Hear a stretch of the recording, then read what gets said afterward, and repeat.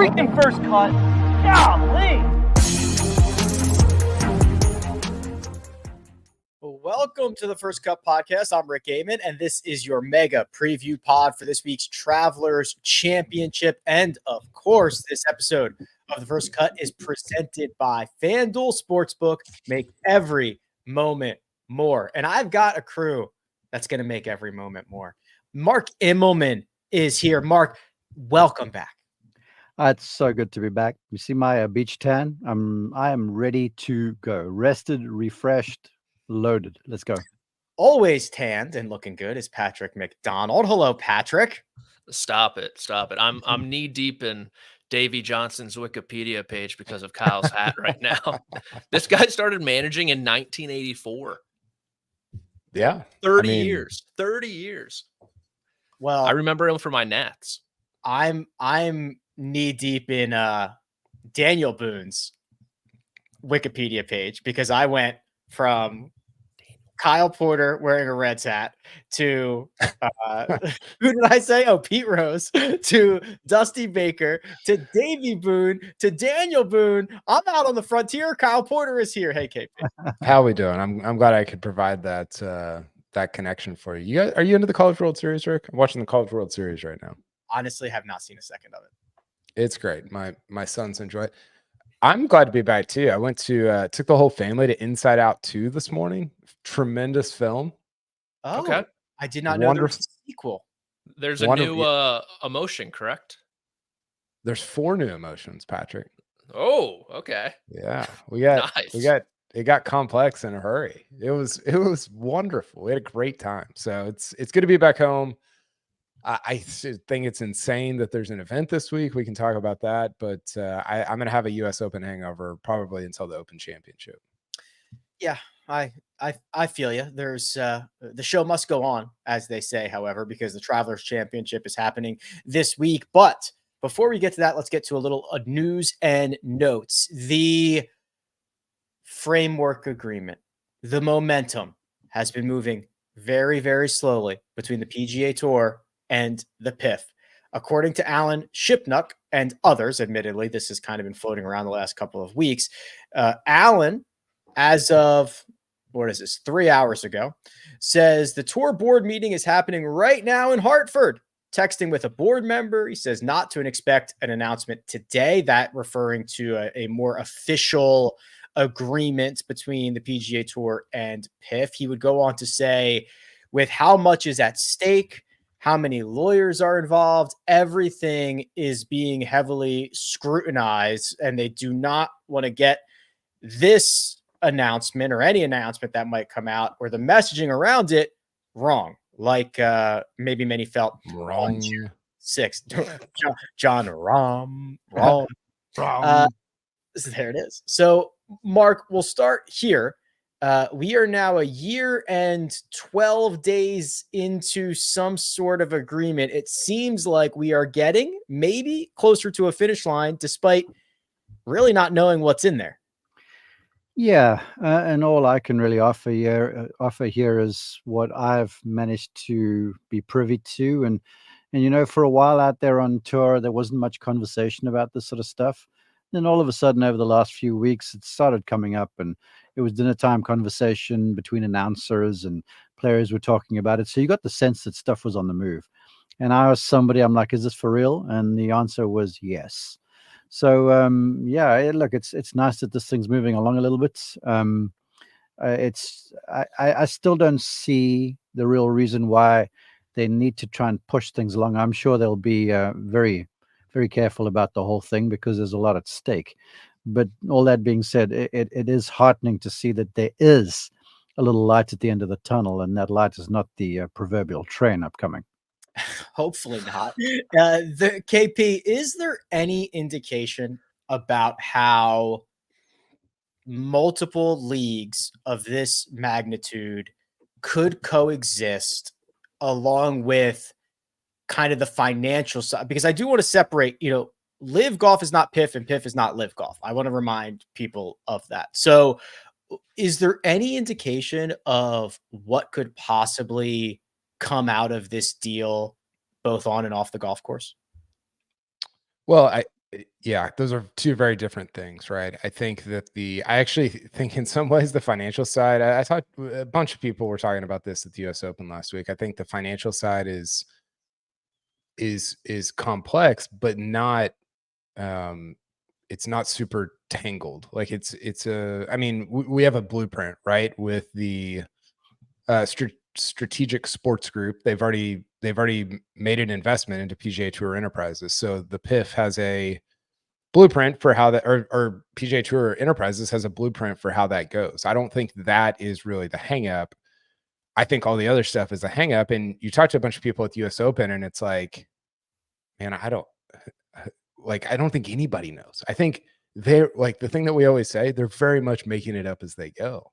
And Tiger wants this and Spieth wants that. And Cantlay has this opinion. And it just is, all that to say, like, I don't think anybody has any idea what we're getting on the on-course side of things and the leagues merging side of things. And I don't even know if I would throw the actual decision makers in that group of not really knowing at this point what's going to happen.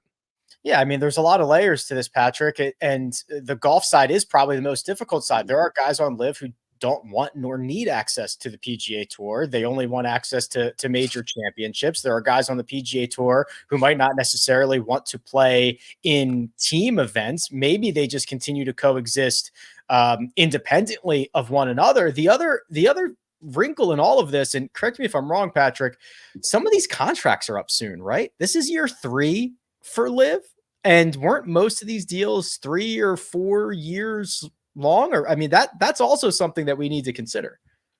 I know a number that were 4. Okay. I wouldn't be surprised with somewhere 3, and I know others. I mean, their contracts were just like, hey, you can play. Like Richard Bland, he didn't get any cash up front. It's like, hey, buddy, you can just play here. And look at him. He's an absolute superstar on LIV Golf now, senior PGA Championship winner.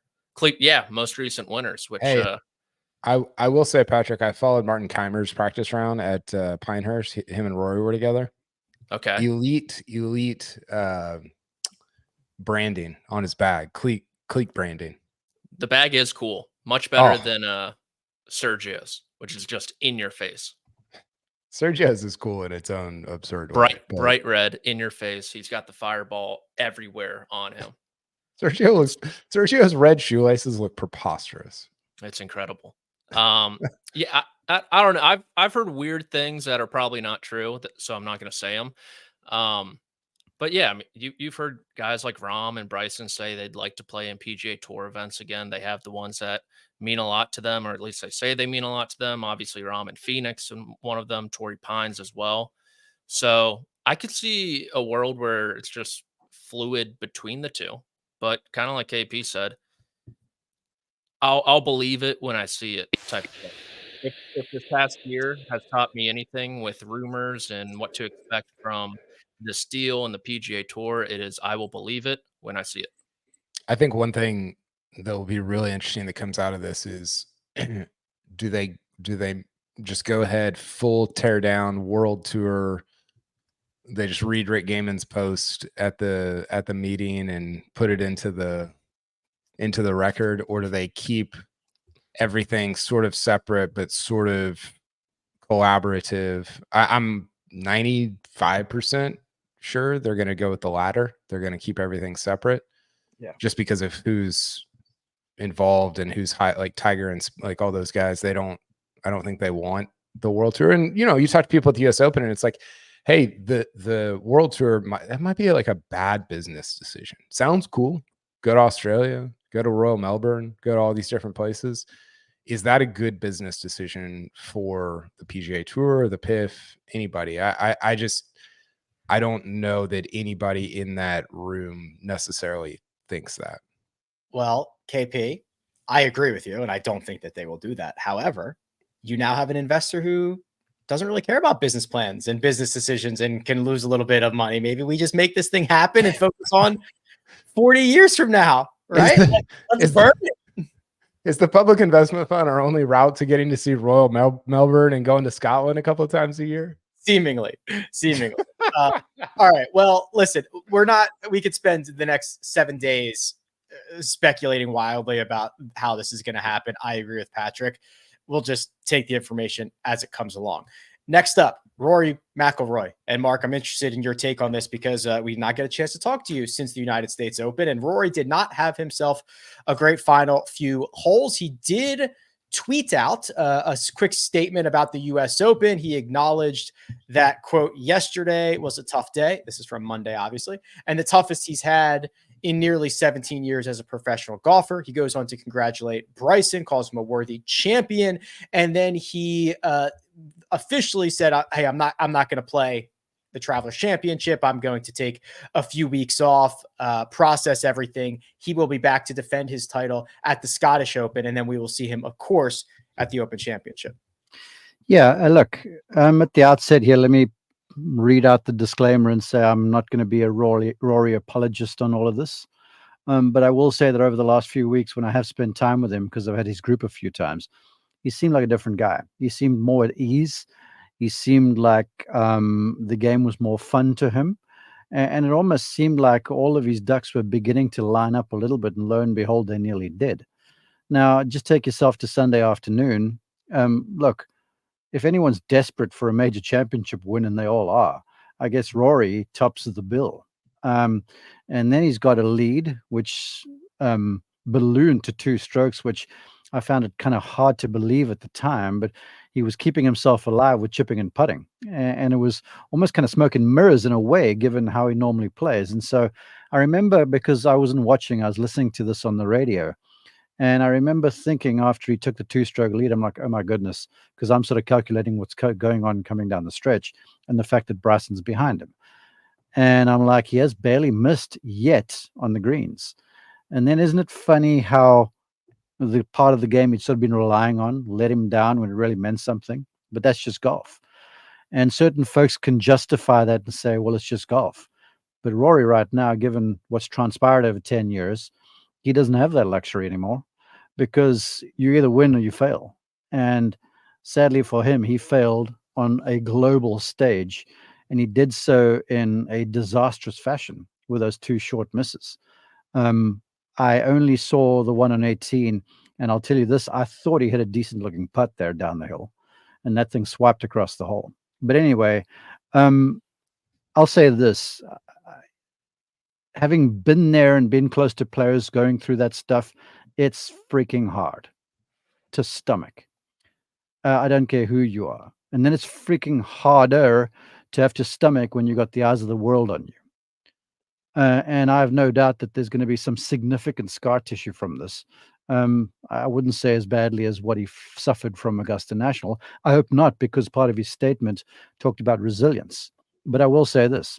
I'm not giving Rory a pass on ducking and not talking to at least somebody afterwards, just getting something on the record, even if it's like, yeah, I choked, or yeah, that wasn't planned, or yeah, that was hard. It really sucks right now. I'm sorry, guys, I'm going to leave. But just to leave, I think that was a little out of bounds. Maybe he's ruining that decision right now, because as I read that release of his, I'm like, yeah, I can see he's feeling it some.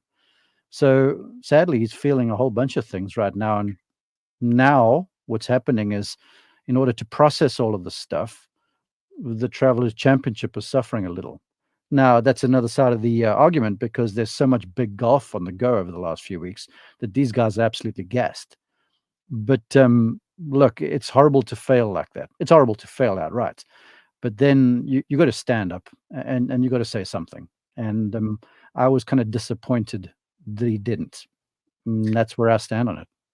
That quote that Mark was referencing from Rory's statement is, quote, the one word I would describe my career as is resilient. I've shown my resilience over and over again in the last 17 years, and I will again. KP, it's kind of been whiplash, man, with Rory McIlroy the last couple of months or so. Close calls everywhere. The divorce, the getting back together, the leading the U.S. Open with 5 holes to go, then getting nipped by Bryson in kind of the worst way possible. We say a lot that guys' worlds are spinning fast, and we usually refer to it on the golf course. That's the only way I feel like I could describe Rory's situation right now. Yeah. I don't know that I agree with Mark about Augusta being worse. I think this might be worse, right? Hey, which one was worse, Rick? They're both bad. The problem with this one is that it's at, and I shouldn't even use the word culmination because that assumes it's over, but like it's at the end of a 10-year drought, right? Like it's the time and the opportunities, and then to have one and to give it away in pretty bad fashion is, I think this is worse. Yeah. It's pretty crazy. I think it's the only one. You look at the last 3 years, right? He's played really good major championship golf over the last 3 years. And you could at least, I think I said this on our show on Monday, Rick, you could at least plausibly talk yourself into, well, Cam Smith played great at the old course. Wyndham didn't really give it up. He hit that great shot into whatever it was, 14, the par 5. I think it was 14. You know, I just came up short. And this one, it was like you were on serve in the 5th set and you were up and you gave away the serve, right? Like you lost your serve. And I think that has to be, it has to be crushing, and not just for yourself, but you like you've been for the last 20 years. I was thinking about this today. For the last 20 years, you've been this guy that everybody looks to and is like, hey, dance for us, Rory, do your thing. We want to watch. We want to experience it. We love it. It's great. All this stuff. And that's all fine and good when it goes well. And then it goes poorly. And I don't know that he necessarily feels like he let all these other people down, but everybody's literally staring at you in the parking lot saying, well, you broke your ankle while you were dancing. Now talk for us, you know? And that sucks. Like that is a crushing, just horrible feeling. And, you know, that's like part of his life. And it's a really just kind of strange life when you've just got people staring at you and watching what you do all the time that you're in public. But man, that when it goes really badly like that was a part of me that was like feeling for him as I kind of reflected on it early this week. Patrick, you get last word on Rory if you want it, or I can give you something else. I don't need to talk about him. I'm good. All right, we're going to turn our attention to, boy, we have a lot. The Olympics, the Travelers Championship, our best bets, our one and done. Much more to come after a quick word from our partners.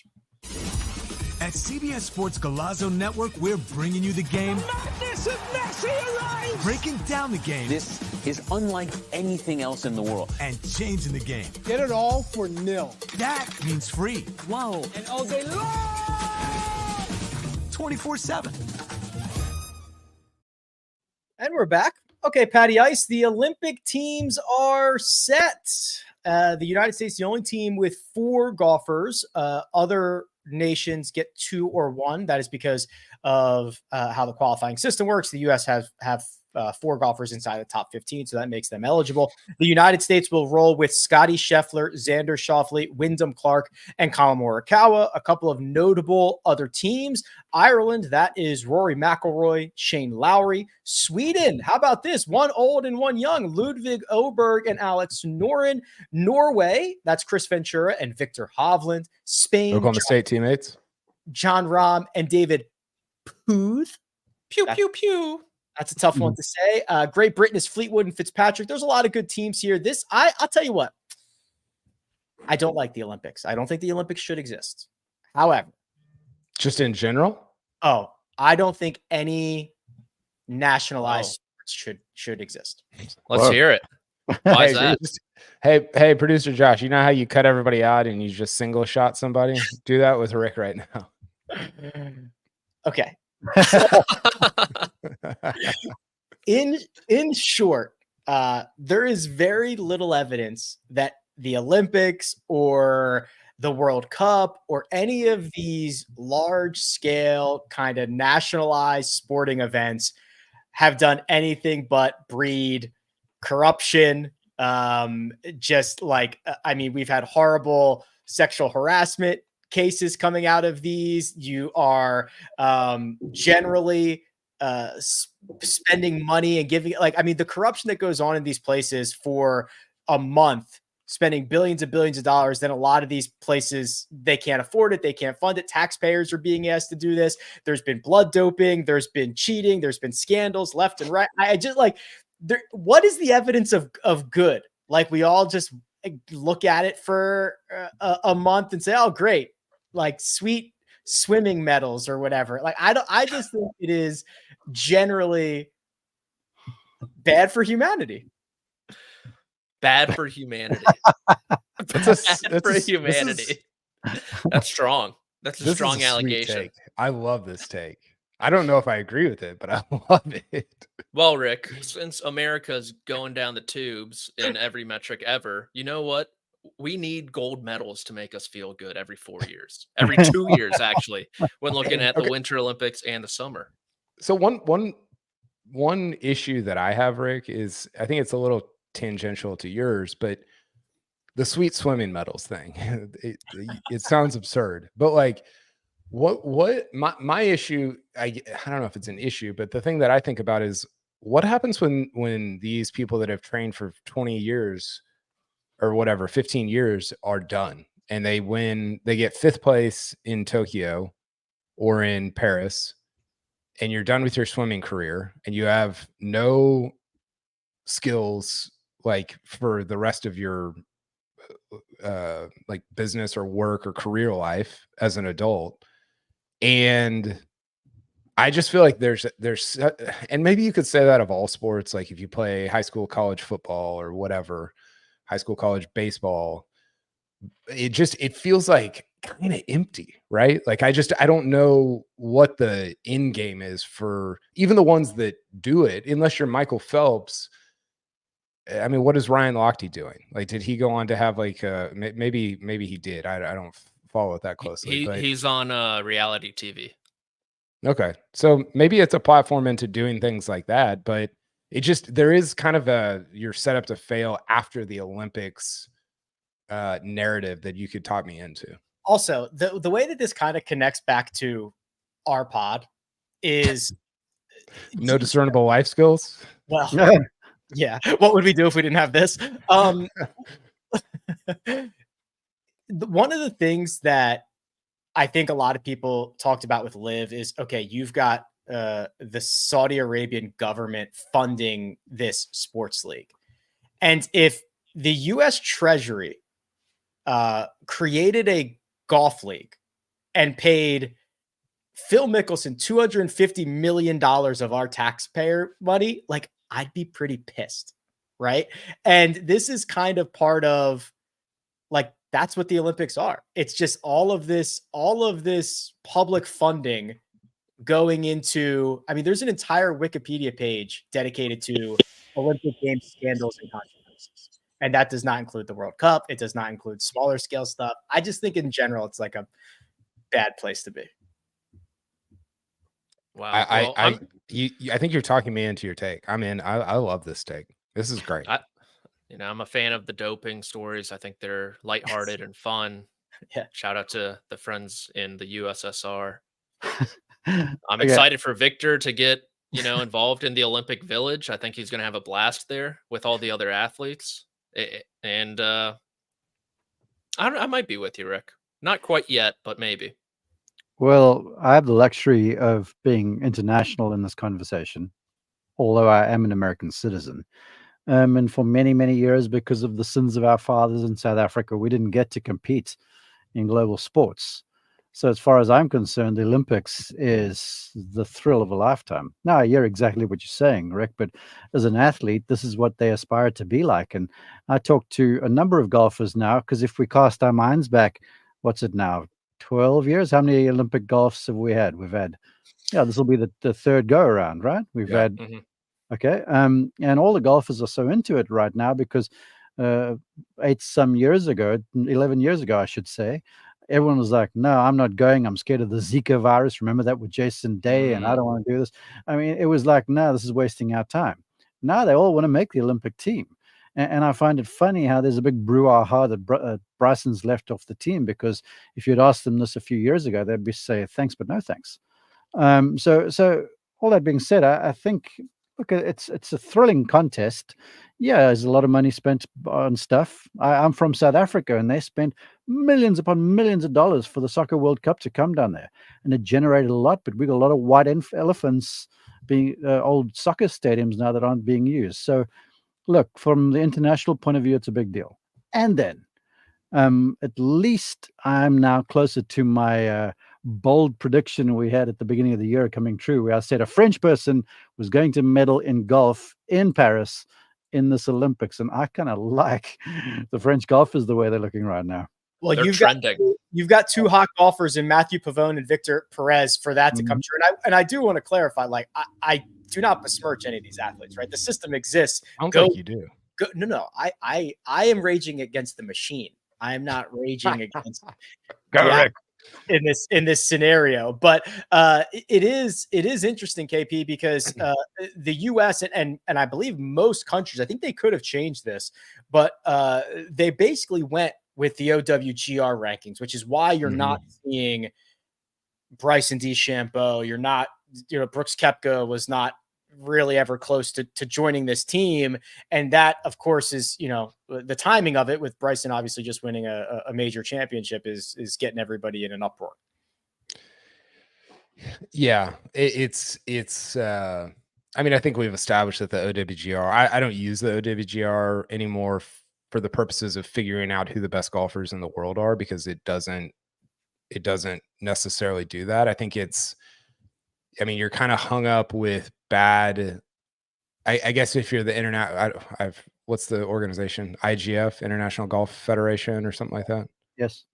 Mm-hmm. You could have flipped it to something else mid-stream, but that would have been a little weird and kind of reactionary, I guess, to the live stuff. So I don't know. I saw Dan Rappaport had an idea that there should be Olympic qualifying. Like, you get the top 8 or 12 or whatever, and you play 36 holes.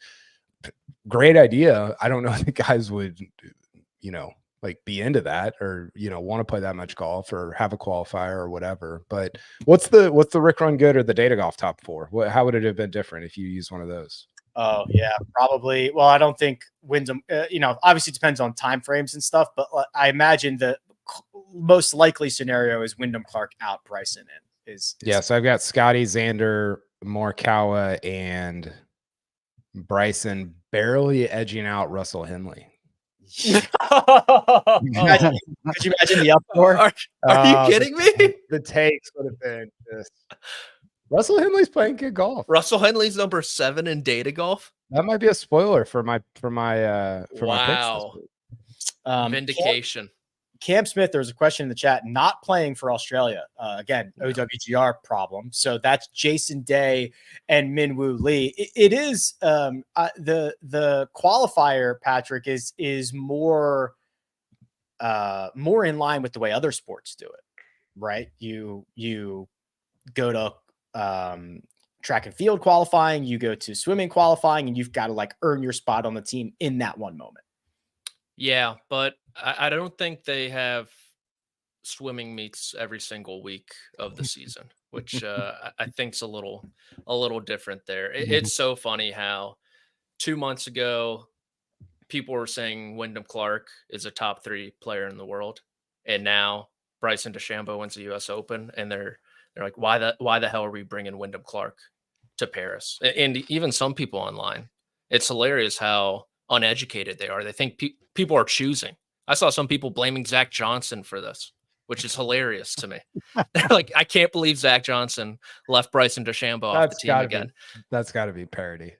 That has to be. I don't think so. I don't think so. Okay, I've got real quick. I know this is not the direction that we're going in, but I threw this out there, and I just want the off the top of your head answer. Who are the 5 best players over the last 10 years on the men's side? 5 best golfers over the last 10 years. Rory, Brooks, DJ. How long's Scotty been around? 6 years? I'm throwing Scotty in there. He's got 2. 6, Scotty, 5, 6. and Rom. I'm probably there with you, Rick. I think that's the right answer. I think Morikawa's on the fringes. Agreed. Yeah. Yeah. Like Morikawa, Spieth, Bryson, JT.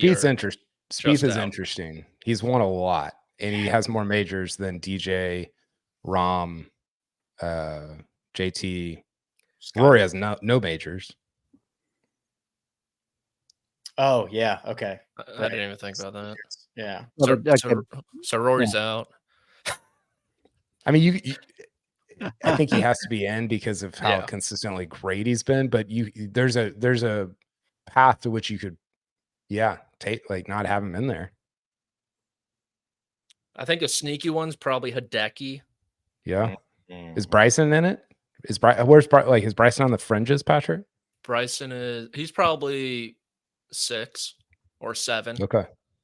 Or 8. I think the 6, 7, 8, 9 is in some order: Bryson, JT, Spieth, and Morikawa, probably. Yeah, I would say that. Bryson's weird. He seems younger than JT and Spieth, but they're all 30, right? I think Bryson is younger. Is it Bryson 30? Really? Yeah. Huh. Okay. Okay. Well, that's a good stopping point. When everybody stops talking, that's when I know it's time to move on. We are going to turn our attention to this week. Cromwell, Connecticut, the Travelers Championship. We've got bets. We've got one and done. We've also got a short break. Well, you need your sports news anywhere? We've got breaking news to bring you. Then get your sports anytime you want them. Big trade news overnight to discuss. Because we know you need sports all the time. A lot of movement in the rankings this week. A legend adds to their legacy. We're bringing you that breaking news right here on HQ. CBS Sports HQ, anywhere, anytime, all the time. And we're back. The Travelers Championship mark, TPC River Highlands. It always gets great marks. It is always well received as an event. The golf course is always in great shape. For those who are uninitiated, what can we expect from the course and from this signature event this week? Oh, well, look, I think at the outset, it would be that it's going to be the polar opposite to what you saw last week if you're watching golf. Last week, you saw a golf course that kind of looked like burnt toast in places and was firm and rolling and fast and borderline on the razor's edge half the time. And this week, it's going to be receptive. It's going to be a birdie bonanza. Players are going to be airing the thing out and just going after stuff. I love the closing stretch of holes here at River Highlands. I think 14 is a good par 4. And then 15, the drivable 4, and then 16 and 17 around the water there. And 18, I think of a number of good amphitheaters finishing the PGA Tour. And Riviera jumps out, and Valhalla a few weeks ago jumps out. And here at River Highlands, it's one of those too, where you walk down this fairway and the whole thing just shapes around you. And they pack it in there. And we've seen some stuff. I mean, Keegan last year was incredible. A few years ago during COVID, we had that 8-hole playoff with Harris English, which was bananas, and Kramer Hickok. And then, of course, the Jordan Spieth hysteria when he held a bunker shot against Daniel Berger back in the day. So it's a fantastic event, always has a big finish, and the fans are great. The Northeastern fans out there are awesome. It's a fantastic event indeed, and we're going to make it even better by hopefully winning a little money along the way, because this Best Bets segment is brought to you by FanDuel Sportsbook. Make every moment more. If you're new, welcome. Matchups, finishing positions, outrights, best bets, one and done. We are covering it all right now, and Josh is going to release the grid. There it is. Wow. 4x4, 16 cells. And Patrick, I would like you to start us off with the best matchup that you could find. This is a vibe check heavily on both players. Jordan Spieth -105 over Justin Thomas. JT's been pretty good. Miscut at the U.S. Open was pretty ugly, but besides that, decent so far. Seemed like he was on the up and up, but I'm going with the guy who's won here before the guy who might have found something in his iron play last week, the guy who's driving the piss out of the golf ball, the guy whose wrist is a potential serious problem. That we got him right where we want him. Jordan Spieth minus 105. I think he contends this week. He needs a big week. He's what, like 55th in the FedEx Cup or something? Is he really? He's not looking great. I know that much. I'll figure that out. KP, while I look up Jordan Spieth's FedEx Cup standings, why don't you release your matchup, please? Yeah, I've got Keegan over Siwoo Kim. Siwoo's been playing a lot better than he was at the beginning of the year. I think it was the beginning of this year that he was playing poorly. Maybe it was the end of last year. But I think Keegan is going to be really jacked up for this, and I don't think he will have some of the same hangover that some of these other guys have for the U.S. Open. So I'm excited to see what Keegan does this weekend in Cromwell. Jordan Spieth currently 52nd in the FedEx Cup standings, smack dab between Patrick Rogers and Mark Hubbard. Tough scene. Might not make those Siggies next year on his own volition. On his own volition. Victor Hovland, 49th, right between Peter Malnati and Eric Van Rooyen. Wow. Got some work to do over the final few months. Who was that in 49th? Victor. Oh, he'll be fine. Oh, you didn't say that about Jordan. I mean, he needs to finish like 5th in the Open to like I mean, that's his obviously like the tournament where he thrives, but I don't know what to make of him. Yeah, I don't think he'll be fine. So that's why you might have left that one out. Mark, we got a pickle here. Sticky pickle? A sticky pickle. Very sticky. Because we found the same matchup, yet we are on opposite sides of it. And this is actually, well, I guess it's not that surprising, but you're going against a bulldog with a bulldog. This is tell everybody what you've got. And I've obviously got the opposite of this. Well, just to tee this up, it's not often I like pulling against my neighbor, top, 7 golfer in the world. Kyle, what did you call Russell Henley? Yeah, number seven on Data Golf. Patrick has been working him up from top 20 to top 15, top 10, top 5 every single week. So I think we're at 7 now. Well, look, he passes the eye test in many respects. But here's the thing with Harman over Henley, and that's how it went. You know me, I don't like looking at a minus in front of a bet.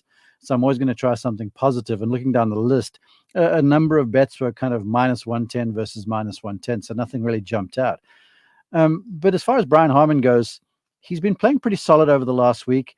I think he was just far enough out of the fray last week at the US Open to not kind of get US Opened and come in here exhausted like Henley would be.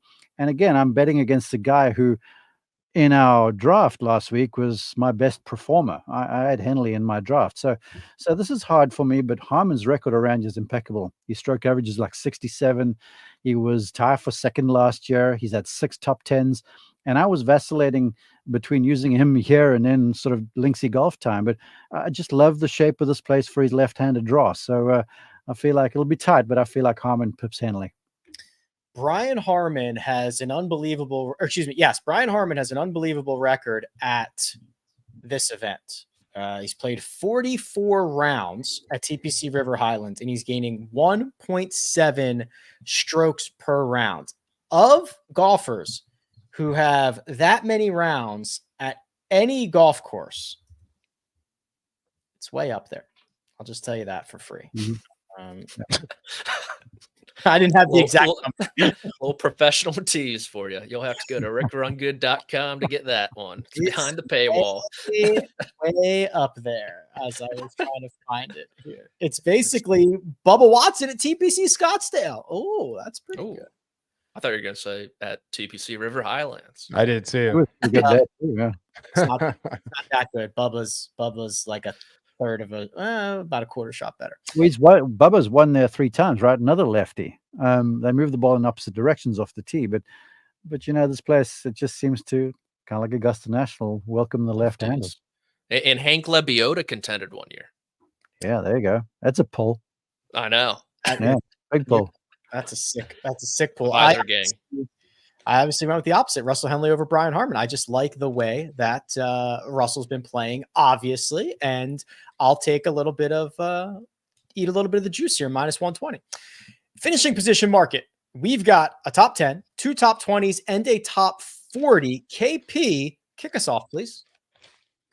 Yeah, I've got Shane Lowry top 20. Shane's been playing a lot better recently. Had a nice. He was good at times at the U.S. Open, and I like the number. So Shane Lowry top 20 for me. I went with Sam Burns top 10. I think we are getting Sam Burns trending in the right direction. Played great minus the first 5 or 6 holes of his U.S. Open. He is plus 250. I will take that number. Mark, what did you choose for this week? Well, when I have laid bets in these little contests, I've only really had any fortune with top 40. So I'll look for another. And I think there were only about 5 guys that were positive numbers in the top 40s. And one of those was Brendan Todd, another Georgia Bulldog. This golf course is kind of democratic in a way where long guys have won around here. I think of DJ, I think of Bubba Watson, then some accurate guys and Kevin Streelman have contended and won around here. And Brendan Todd a few seasons ago didn't miss a fairway for 54 holes. Was in the final round with DJ in the final group and got blitzed. But he showed me that he could really play. And it's this time of the year that BT sort of starts showing up. He plays well here. He plays well at the John Deere. So as a top 40, I think you can almost book this one, plus 100.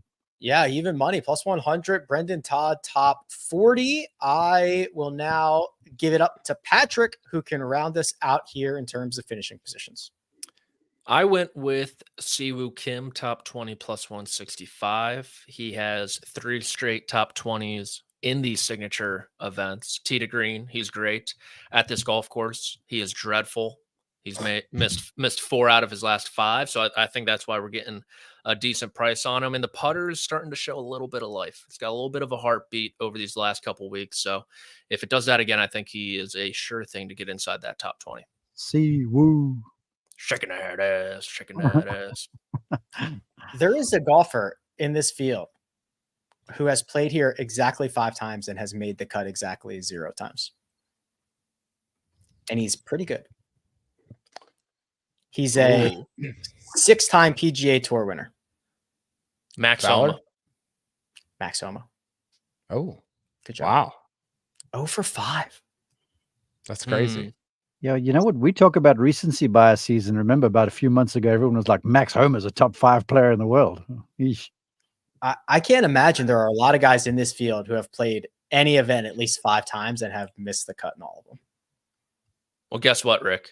He's going to see the weekend this time. Oh, that's true. He will. He's 1 for 6 as long as He's done it. He's done it. Congratulations to Max Homa. What's the field? 69 players or something like that? 71. 71. Gotterup's leading the pack. He's carrying the Olympic torch Thursday morning. He's going to zip around in 240. Do we know who's the torch? The torch. What do they call it? Torch bearer. Got to be Ledecky, right? Oh, she's sick. In Paris? It's Gotta a be. friend. I'm sorry. Got to be a French person. Each country It's, take the flag. the flag. Yes. Okay. Not the torch. Sorry. Ledecky. Yeah, probably. I saw a I'll have to I have a find funny it. story about her. Oh, please. So my sister, she's kind of like a talent broker for corporate events. She has like clientele of speakers, pretty much. Bunch of famous people like George Costanza, Jason Alexander's a big one, huge on Broadway. They have Katie Ledecky. And so when they come in, they have to kind of give their spiel. They test them on like Q&A and everything. And one guy on her team was so nervous when Ledecky came in. They're at this big conference table. They're talking. Everything's going great. He just throws up everywhere. What? Wow. Throws up everywhere. Why? Nervous wreck, ran out of there. Big Like- flamingo. Huge Katie Ledecky fan. I think so. I mean, she's from the DC area. I think she's Bethesda, Maryland. Her numbers. I mean, there should be a Rick Run Swim. Rick swim good. Yeah, I messed that up. That's okay. It's been a Also, long week. this is the graphic. Josh, share my screen, please. I don't know how updated this is, but when this graphic was made, she held the 17 fastest times in 1,500 meter women's history. Like, What's so she what's broke her crazy record. is that the years bounce around. Yeah. It's insane. It's her and this event, 1,500 meters, I guess, is like her thing, and she is by far the best to ever do it. Right. Not close. There's a 10-year gap between those times. Yeah. Hey, Patrick, speaking of best to ever do it, here's my prediction. Rafa Nadal carries the Spanish flag into the opening ceremony. What do you say? Hilmer David, pew, pew, pew, pew, pew. No, come on now. Sis. Yeah, it's got to be Rafa. Come on now. Ledecky makes sense. I don't know who's going to light the torch. Rick, we had this conversation. What about Rafa Cabrera Bello? What if he carries it? Zinedine Zidane? Who's the best French athlete? Oh, goodness. Zidane? Mbappe. Oh, Mbappe. He's too young. He's too young. It's usually that's what I'm thinking. a much more experienced. It could be Jean Van de Velde. I doubt it. Gregory Havre. I'm gonna get someone here to our outright wagers. So we've got look at this. Rick's like, you guys are idiots. We've got picks Havre. from 20 to 1 to 70 to 1. I don't see Scotty Scheffler. I don't see Xander Schauffele. I don't see Colin Morikawa on this list. Patrick, start us off. Michael Platini. Sorry, I clicked the first thing on Google for best French athletes of all time. I'm going with the best English athlete this week in Cromwell, Connecticut. That's going to be Tommy Thomas Fleetwood, 35 to 1. He's been doing everything pretty good, not great. I'm hoping everything's great this week. Kind of just hovering right now. We need to get him going. And then also in the Olympics, well, I'm going with two Olympians here. Giuseppe Stracca at 50 to 1. What'd you call him? I've been told that his full name's actually he's a Joseph, and he goes by Sepp. I find that hard to believe. He's got to be a Giuseppe to me. So I'm going with him at 50 to 1. I would be shocked if he's not in contention this weekend. He's playing so good, and this is a great golf course for him. Hold on. He's a Joseph, I believe. It's Josef Stracca. Maybe Josef Sepp Stracca. And so you called him Yosefi? I called him Giuseppe. Giuseppe. Or Giuseppe. Giuseppe, sorry. His name is Yosef, and he goes by Sepp. Yeah, I think. Shouldn't he go by Seth? That's got bad connotations there, man. I'm just shocked his name's not Giuseppe. Like, you would think if there's a name that is shortened to Sepp, it would be Giuseppe. Rick, move us along, please. There was a Giuseppe's restaurant in Stillwater when I was there. Okay, KP. Well, while you're thinking about Stillwater, think about releasing your outright picks, please. Russell Henley, Tony Finau both played really, really good golf last week, both in the top 10 at the U.S. Open. I kind of love Finau here. He's got that sort of bubble length at a course where he can use to take advantage of. I like the number 28 to 1. I kind of feel like Big Tone might win this week. Big Tone might win this week. If he does, it's 28 to 1. I took Keegan Bradley 45 to 1 to go back to back, and then give me a young guy who can play 3 weeks in a row, not feel anything about it, who's great with the wedge, who can get that jailbird going. 70 to 1. Akshay Bhatia. Mark, finish us off, please. Yeah, my first pick is a guy who shot 60 as an amateur many moons ago, Patrick Cantlay, who flashed a little form last week, so game trending. And then I'm high on Brian Harman this week. I think at plus 4,000, he's worth laying 1 or 2 shekels on that one. 1 or 2 shekels for Brian Harman at 40 to 1. Let's move on to our best bets. This is where Josh gives us an extra $50 to see what we can do. And Mark, let's just snake this right back around to you. Yeah, I'm betting against myself a little bit here. I've sucked in this best bet thing. One thing I know for certain, the way this golf course finishes, it lends itself to being extra time. And that is kind of the bane of my existence, but I feel like we go extra time, plus 350 for a playoff this week. I took, here we go, Michael Thorbjornsen, top 30 at plus 165. He is headed to the PGA Tour. And what if he has the same trajectory as Ludwig? I don't need that. I just need a top 30. Yes, Mark. Just a few years ago, he was contending in this event. He head into the weekend. He was inside the top 10 for a little while there. I like that. I mean, he's a stud. He's very, very good. KP. What do you call him, Patrick? Russ Bus? Yeah, Russ Bus Henley. Top 7 player in the world, upgraded this episode. Top 20, minus 120. Book it. Give it to me. Let's go. Patrick, is this left over from a previous week, or is this your selection for this week? This is it. Are the odds wrong? I think they're correct. It seems like the Rory WD kind of threw it for a bit of a loop, but I believe Scotty Scheffler's plus 360 to win this golf tournament. I'm not super confident this week, right? The US Open obviously takes a little bit of wind out of our sails, but he'll finish like top 3 minimum. He'll get in the mix. He'll get back in the mix.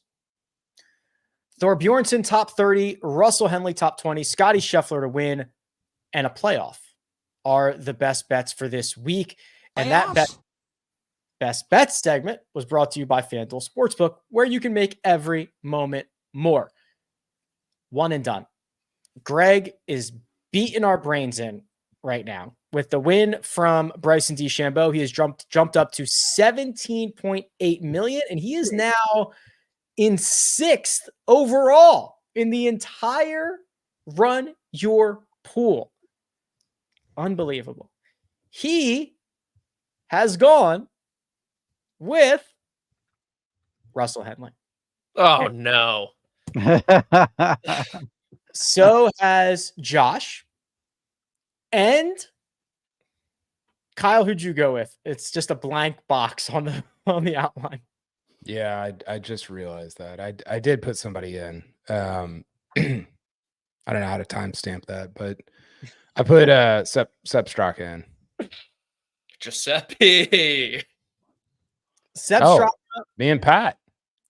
Sepp Straka and is the pick for both Kyle and Patrick. You happy about that, Patrick? Yeah, I think I had to get a little creative this week, I feel like.